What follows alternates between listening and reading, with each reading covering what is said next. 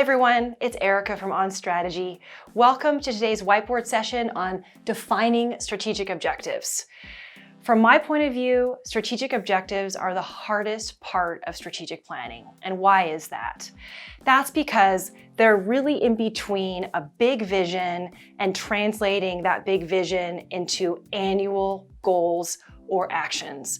And they make the bridge between the big idea and what's actually getting done this year, this quarter, this week. So strategic objectives serve such an important purpose, and they can take a little bit to get right. This is a two-part series. Check out this one first. So we're gonna go through what they are, and the other one, we're gonna talk about how to build them. So let's define strategic objectives. First of all, you can call them anything you want.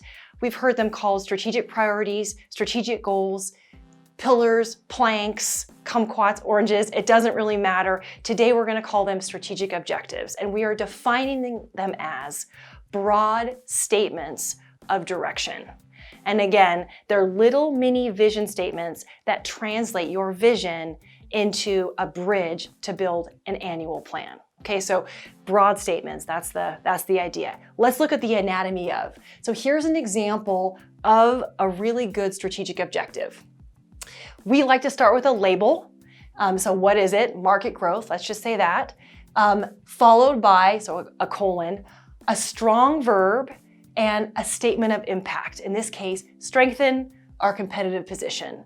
Super simple. This is a little bit generic. You could continue the sentence if you want to make it a little more relevant to your organization. But, quick talking points.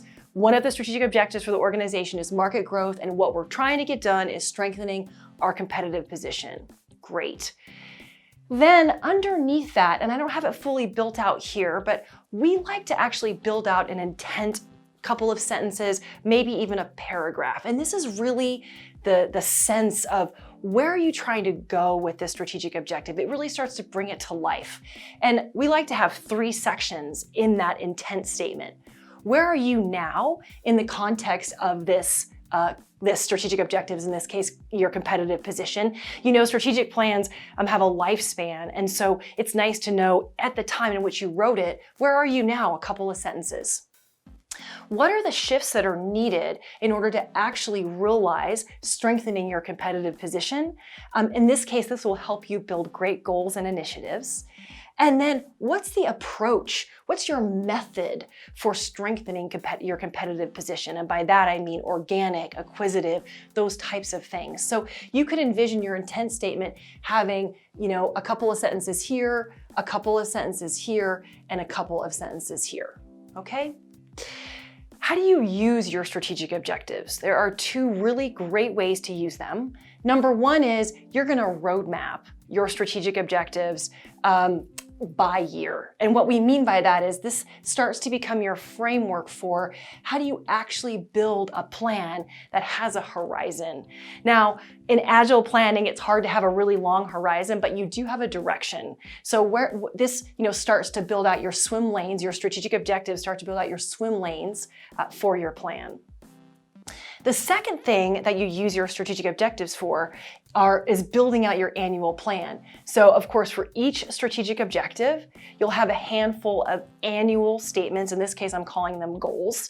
What are you actually going to achieve in the year that you're in order to move this objective forward? And then so on and so forth. So it starts your cascade.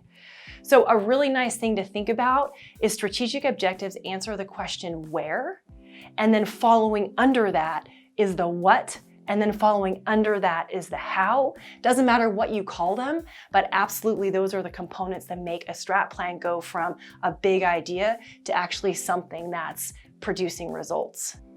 And that's all we have for you today. Check out part 2 for an example of how to build a framework with your strategic objectives. Don't forget, subscribe to our social channels. Happy strategizing.